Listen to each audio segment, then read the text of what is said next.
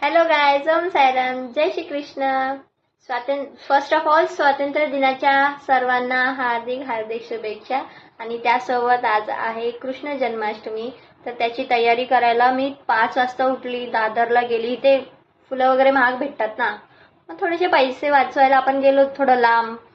मग किती म्हणजे तेवढा म्हणजे झाला खर्च भरपूर, कारण की आपण जसं सामान घेऊ तसं.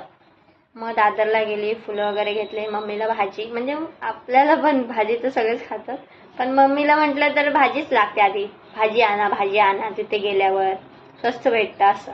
मी फुलं वगैरे भरपूर घेतली, म्हणजे वेगवेगळी प्रकारची फुलं घेतली. गुलाबाची म्हणजे पानं ते मोकळे असतात ना, कळे, ते पण घेतली. आणि 5 फळं वगैरे आज रात्री लागेलच. हे बघा,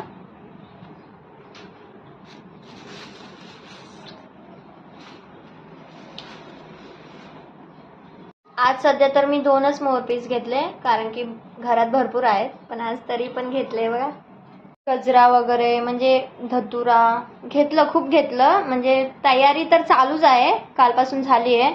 काल डीमार्टला वगैरे जाऊन सामान आणलं, म्हणजे पदार्थ वगैरे बनवायला, पंजिरी ते लागतं ना, पंचपक्वान ते सगळं. आणि आता हे फुलांचं झालं.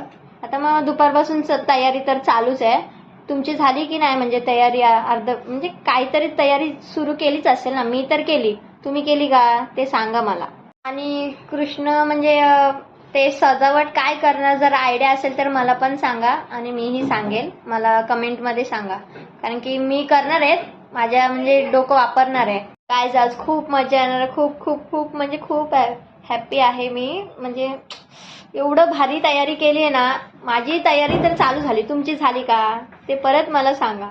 चला मग गायज, बाय. खूप तयारी म्हणजे अजून पण बाकी आहे.